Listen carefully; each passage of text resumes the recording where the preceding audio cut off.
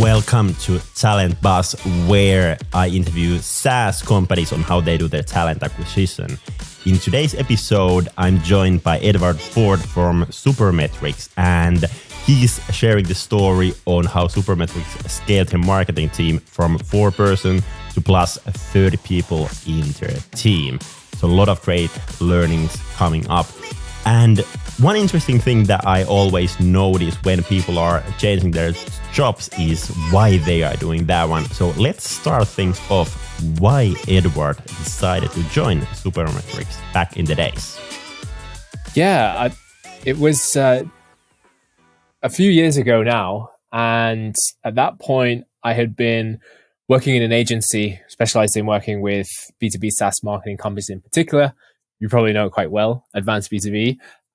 Great company. And I had the chance to work with all these incredible companies. And the good thing about working in an agency is that you get to experience a lot of different verticals. You get to work with companies at different stages. And you can kind of solve a lot of different business problems, a lot of different marketing problems.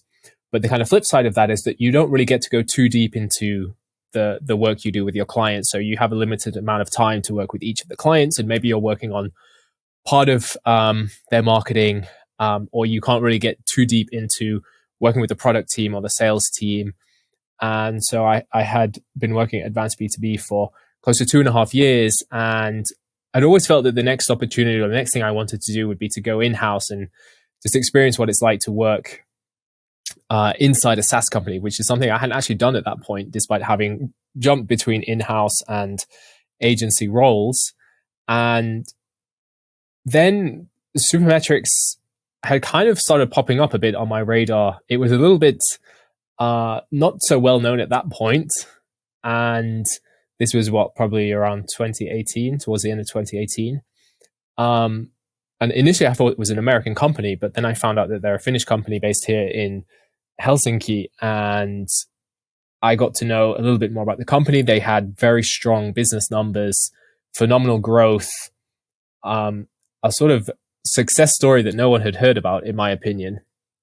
And on top of that, when some of the early hires had reached out to me, I got to know the team and met with the founder, Mikael, the marketing team, and other people in the company. At that point, there were about 25 people in the company, so it was super small. I had like a great team. I just felt that there was a huge potential here and a chance to be part of something big that this opportunity doesn't really come across too often. Still, it was also quite early stage, so a lot of things to figure out, processes to put in place, a lot of freedom in terms of where you think you could focus from a marketing perspective. So for me, that just felt like a really good time. And I'm kind of someone who likes to think about the bigger picture, but also just get stuck in and get your hands dirty and actually build stuff. So a lot of things just sort of felt like this is a really good opportunity. And I'm not sure if this kind of opportunity is going to come along. Again, you never know. So it was those, I think, were the major factors in terms of joining Supermetrics and joining a SaaS company. Yeah, it's always kind of interesting to hear those stories. And now, kind of looking back a few years, I think it was a kind of good kind of bet to take, and I think it's been a kind of phenomenal growth journey in Supermetrics. Kind of a lot of new colleagues, scaling that marketing team. How many are you currently in the marketing team? In the marketing team, we're now around 30 people. So there were 3 people when I joined, so we've 10x'd in that time. Yeah, that's a big growth. And today, let's dig a bit deeper on kind of how you make that happen.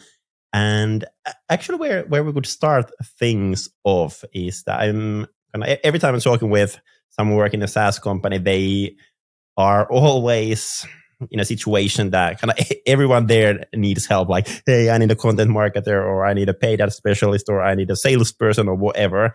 Like, how do you prioritize what kind of team members do you need for your marketing team? Kind of easy to decide that, hey, now we should go after a content person, or now we should go after a demand generation manager, or whatsoever.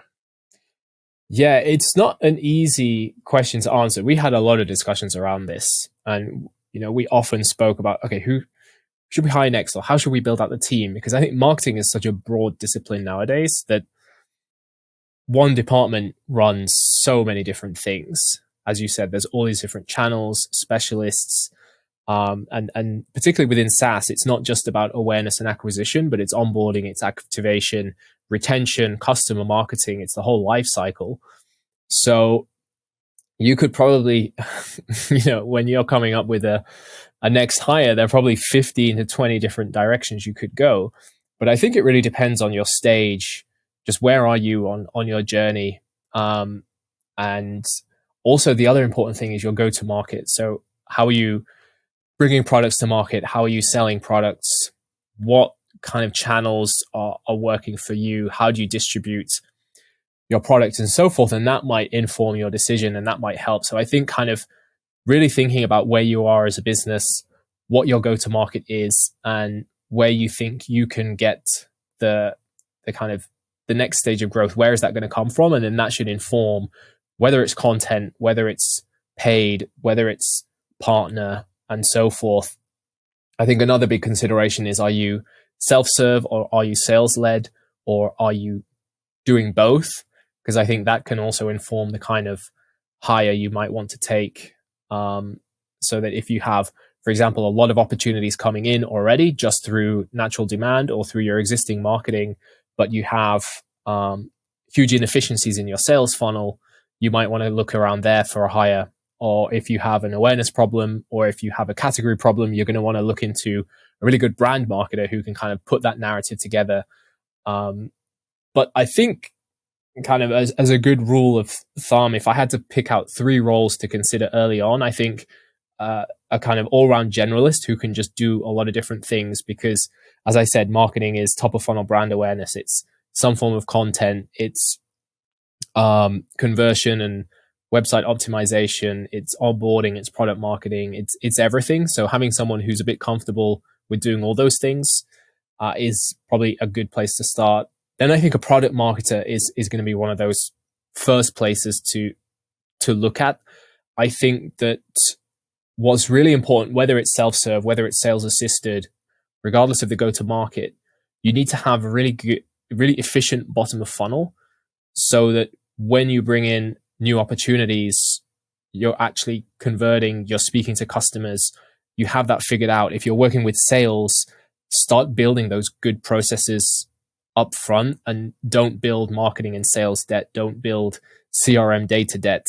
And then you can go and bring in new opportunities. Because I think the worst thing you could do as a marketer is maybe go out and just like build awareness, build top of funnel opportunity, bring in trials or demos or leads into your funnel. But then if you have no way to convert them, or if everyone just falls off a cliff, then there's no point. And I think product marketing is so critical nowadays with a lot of competition, so many products coming up. Like, where do you sit in the market? What's your story? What's your position? What's the narrative?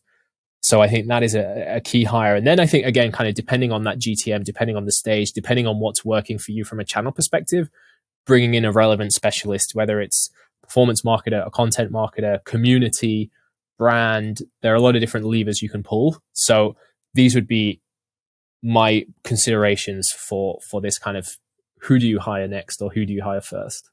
Makes sense. And then, of course, kind of if we think about kind of solving some problem kind of within the marketing team, there is, of course, kind of the option of hiring, but then there is also an option of, let's say, using freelancer or using agency. Like how you have made those decisions, like whether this should be a role that is kind of in our in-house team, or whether this is a thing that I can outsource easily, like how to make decisions between those two. Yeah, I think what we've done is that we've had people working in-house, but then, or specialists working in-house in specific areas. But what happens is that then it's occasionally quite hard to scale that, particularly, for example, content. But if you have someone who can kind of come in and take ownership of that area and maybe get the ball rolling, then I think freelancers or agencies are great ways to add scale, pace, acceleration, but also additional expertise, domain knowledge to really come in and help you figure out that piece of the puzzle.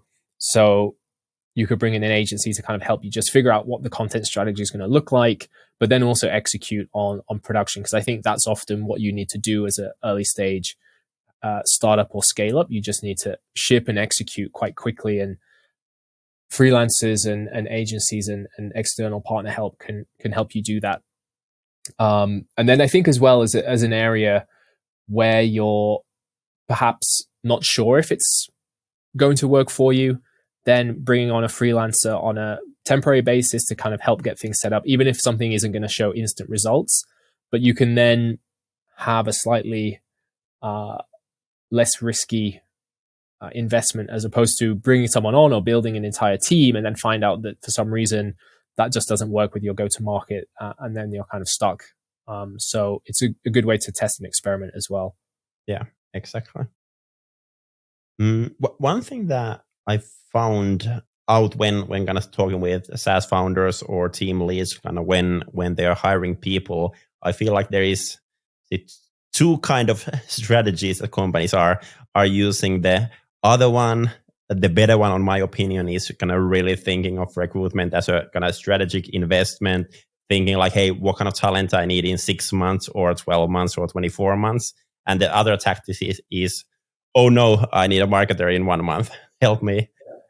But can you share a bit more on that one? Like in the beginning, you were still quite a small team. I can imagine then it was maybe harder to kind of plan further, and now you've grown to be a quite big team actually. Like, do you already know, for example, what kind of talent you most likely need, let's say next summer or end of next year already?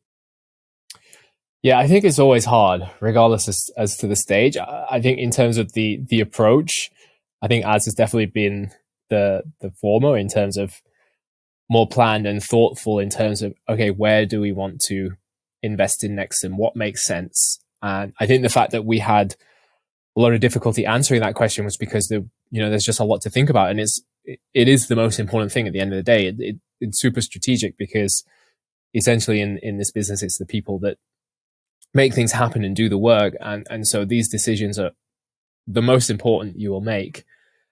So it's not really just a case of, let's just hire someone and see what they can do. It's of course, I think if you find really, really good people and the right mentality, it's great to bring those kinds of people on, for sure. But I think that, the gaps you have in the skill set within the team, the opportunities you have, you feel the pain, particularly when you're a relatively early stage, in that if you're just doing too much or if there are areas that you just don't know enough about and you need to bring in a dedicated specialist. So I always think about it as giving away your Legos, or kind of taking one of the many hats off and giving it to someone else who can then come in and just scale that area. But I think as you do scale, there is much more planning involved. I think when you're relatively early stage, you're a small team, you might be thinking, okay, who do we need to bring on this quarter? Or what are the kind of key hires we need to make in the next 1 to 6 months? You're kind of looking at a quarter, maybe 2 quarters in advance. But now as you scale, you're building out annual business plans, budgets, and part of that is headcount. There's headcount per department. And then you need to kind of think, what is it that we need? And you can kind of meet halfway. You can kind of do the top down. You have this many people, who do you want to hire? But then you also need to kind of think, we actually think to kind of hit goal, we would need to hire this many people, or we see opportunity in these areas, and you make a strong case to hire people. So you kind of go the bottoms up approach. But really, I think it's just being super thoughtful and thinking where you think you need to invest in, where you need to make those bets. So I would like to say that we've definitely been a little more strategic and thoughtful in how we've grown the marketing team. Yeah, exactly. I know that nowadays you have kind of your internal talent acquisition team as well, that you are kind of working very, very closely in the recruitments. Did you have any recruiter at Supermetrics when you joined? we had one person, an absolute superstar called Vivi, who basically did absolutely everything regarding people ops, HR, office management, recruiting, employee experience, you name it, she did it all, which is often how it is. I think in many ways there are a lot of similarities between people ops and marketing. It's the same thing, but instead of bringing in new business, you're bringing in new people and retaining those people and so forth, building a strong employee brand and so forth. So I see a lot of similarities, and like you have the first marketer who's probably doing absolutely everything regarding marketing. This is what Vivi has been doing. So when we made those first hires after I joined, we would work together on those. But now, as you said, we've got a much bigger people ops team, and we have a dedicated talent acquisition team within the people ops department, and we have dedicated TAs for specific teams. For example, marketing, we have our own dedicated TA who we work with super closely, who's awesome, as do the other departments, and maybe even on a geo basis as well, that people are doing recruitments in specific geos as well. So yeah, that's definitely been one thing that's changed over the last 3-4 years. Yeah. Can you share a bit more about the kind of the current situation? What is the cooperation like with your kind of internal talent acquisition team? What you are responsible, what they are responsible, how you make sure that you are aligned and all that? Yeah, so we agree together on needs for hires, and I think it typically comes from the marketing department in terms of, we're looking for someone in this specific area, or to kind of define the role and the scope in our hiring plans. And then we'd work together with our TA on just kind of communicating to them who we're looking for, what kind of skills, what kind of seniority, and then we'll figure out the scope of that role, what kind of process we want. If it's more junior, we might have a slightly lighter process, and if it's a very senior, we might have a couple more steps, perhaps a task as well. But just kind of figure out what that looks like, what the schedule is, and then we kind of communicate from there. And we have dedicated Slack channels for each recruitment so that we can just stay in contact about where we're at. We will often create the job ads and the JDs. I think that's one of the most important things in terms of making sure you can craft a really good description of the role.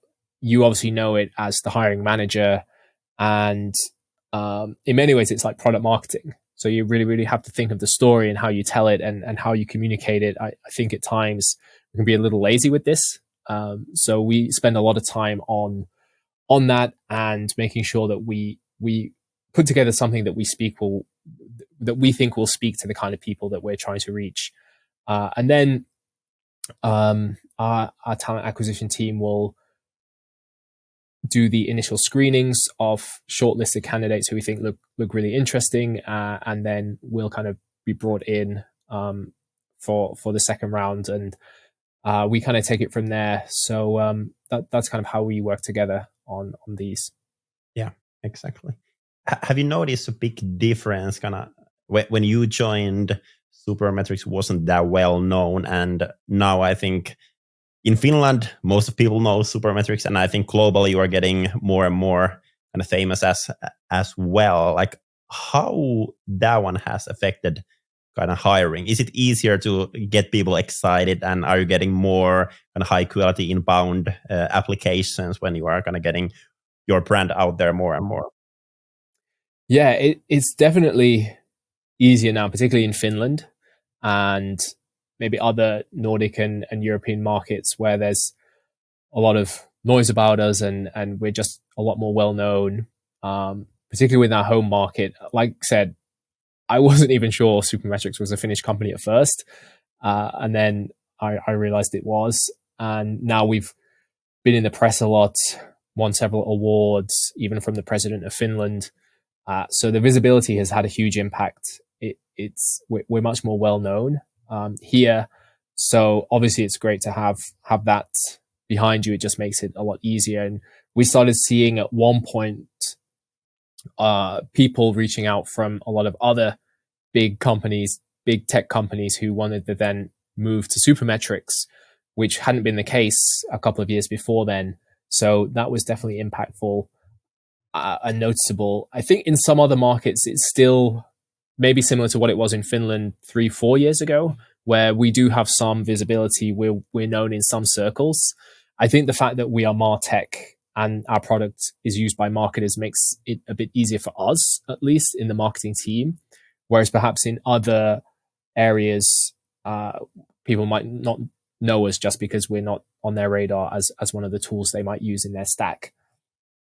But yeah, I think that's also something we're working on in terms of not just focusing on talent acquisition, but also investing in employer branding. And we have our first dedicated hire for employer brand as well, who started during this year, to kind of build out that brand in key markets as well. So yeah, it's definitely easier, but still a lot of challenges and a lot of work to do. Yeah, exactly. Regarding the employer brand, if we think about kind of marketers who are working for SaaS companies, there is very, very big demand of those people right now. A lot of companies are recruiting that kind of people.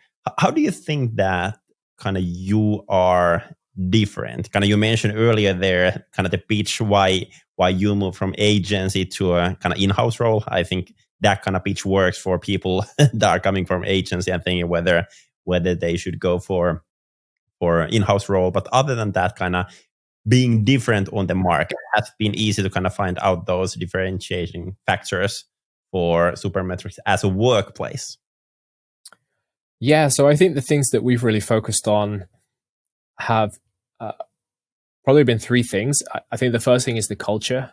That's something that's a really strong part of our identity.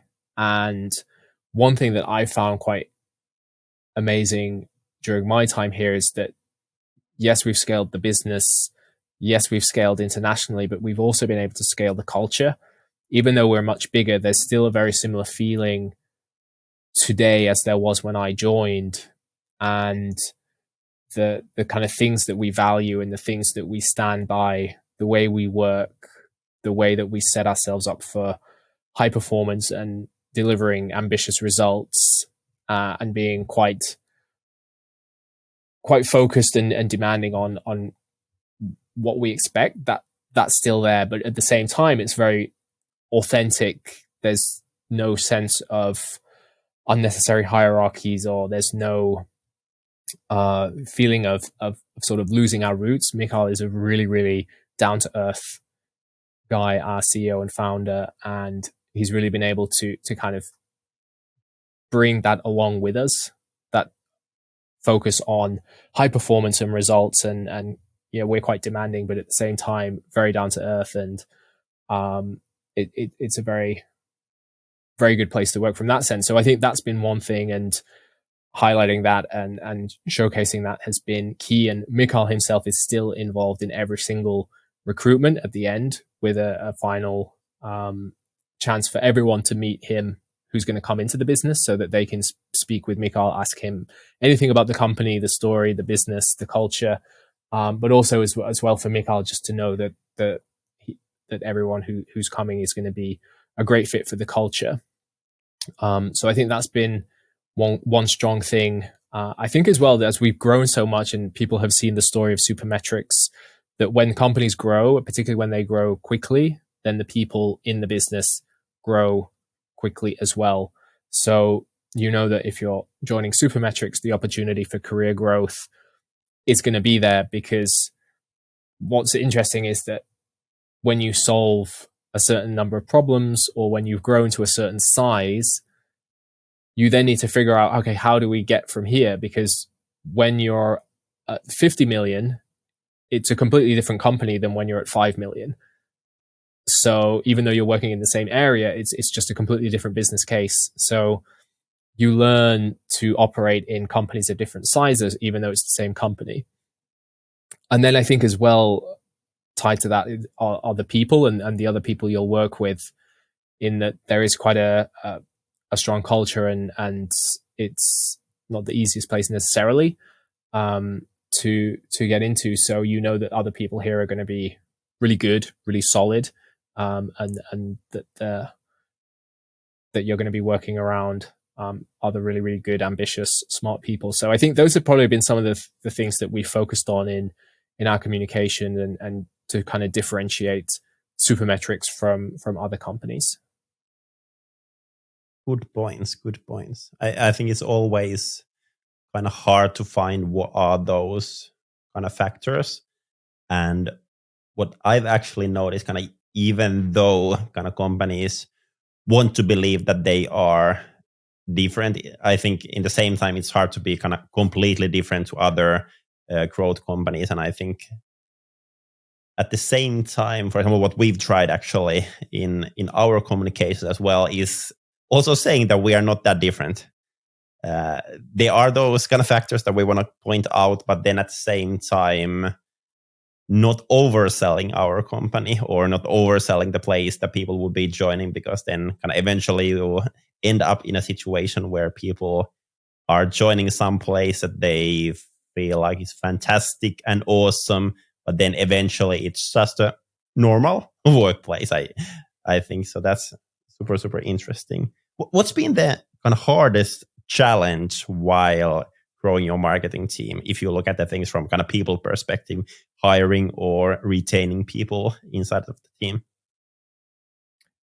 I think it's obviously a bit of both, but I'd say that the bigger challenge for us has been just finding the right people. And again, I spoke about the importance of culture and how that is just one of the cornerstones of everything we do here at Supermetrics. And I think at times when you overlook that, or you're trying to make exceptions where you find people who are like really skilled in their area of expertise, they check all the boxes and they can do things that no one else in the team can do, but just maybe for whatever reason it's not really the right fit. There's something where no one's you think that it might not work out, or that this is just not the right place for someone, or vice versa. And having the discipline to kind of, or the objectivity to see that in the first place, particularly if you're a hiring manager and you find someone who could just take a whole world of pain away from you in the short term, but it might generate more problems further down the line. So again, I think this is why it's so important to have people like Mikael, the CEO and founder, involved, to have other people in those recruitment loops who can then vet and just double check for cultural fit. And remember one case where we had like a really, really like just great candidate, but for some reason there were concerns on the cultural side, and that it probably just wouldn't be the best place for this person. They probably wouldn't enjoy it, and it might not work out. And there were a lot of discussions. Everyone was involved. People had different opinions, and in the end, we opted not to make the offer in that case. And at first, you're a bit disappointed, but then you kind of reflect and you think, actually, that was the right thing. This was a good decision that we made. It can be also quite hard with if it's a difficult role, or if it's someone or a skill set that's harder to find. But I think the moment you start compromising on culture is the moment that you start going in the wrong direction. So that, I think, has been one of the key learnings from my time. Yeah, I completely agree that kind of culture fit is super, super crucial. And I think it was interesting to kind of learn how you mentioned that, for example, Mikael is part of the process, kind of bringing in that one. If you look at that thing kind of from your perspective, like how do you personally validate culture fit during the recruitment process? Yeah, so there are just certain things that we look for based on the values we work by, and really just try to get a sense and feel for that during interviews. And it's also partly why we have so many people involved, so that you can get multiple opinions. Because I think as a hiring manager, you'll always have biases. So if you can bring people who are a little bit further away from that and detached from it, then they're good sounding boards to have. And I think just asking questions about people's past experiences, and in particular asking for examples around the key things that you value. So I think it really just starts with your own values and what are the things that you don't tolerate as a team? What are the things that you really look for in people when you look at the people who are successful in your company? What is it about them? What's the common themes? And when you've been doing this for some time, you see it and it becomes a bit easier.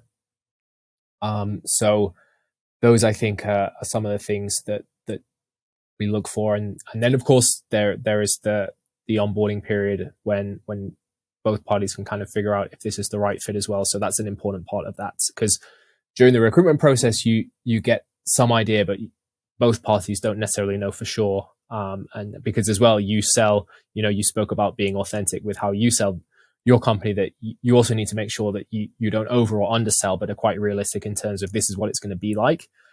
And then it's also a good time for candidates to then assess, is that actually the case? And is this a good place for me, and so forth. So I think those are some of the things that we do here. Yeah.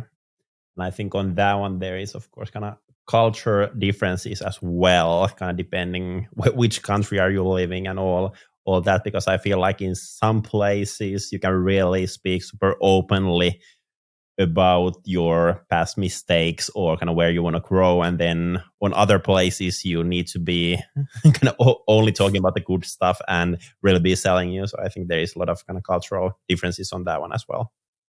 Yeah. Lastly, I want to ask, what has been the biggest fuck up during your time in Supermetrics from kind of people perspective?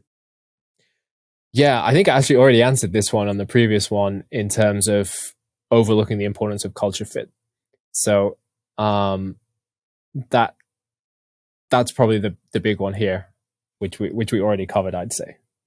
Have you hired someone that kind of eventually ended up being not a cultural fit, or would you say that you have kind of figured that one out already before hiring? No, I think this is where we had that case where we had a lot of people with different opinions, and in the end we opted not to move forward in that case, which I think was the right thing to do. So again, you just really, really need to overcome your biases as a hiring manager and as a recruiter. If there are skills or people that you think could, have a lot of the right skills, or if it's a role that you've been struggling to hire for a long, long time, and then you find someone who could be good, they have all the skill sets, but if there's any question that they might not be a right cultural fit, then you need to just overcome that bias and say no, if you know it deep down that this isn't the right thing. So I think that's probably the big one here. Yeah. And it's always so hard. Like you would really need someone, the table is full of stuff, and then say to no kind of good fit candidate, and then wait a month or two before finding a next one. But I think it's worth the time still. And that's a wrap for today's episode. Thank you so much for listening. Hopefully you got a lot of good ideas about SaaS talent acquisition. If you enjoyed the episode, feel free to share it on your social so others can hear it too. And if you have a topic in mind that you would like me to cover in this podcast, share it with me as well. I'm Samuli, CEO and co-founder in Talentbee, where we help fast-growing SaaS companies in their talent acquisition. Make sure to follow us, make sure to follow this podcast, and have an awesome week. Bye-bye.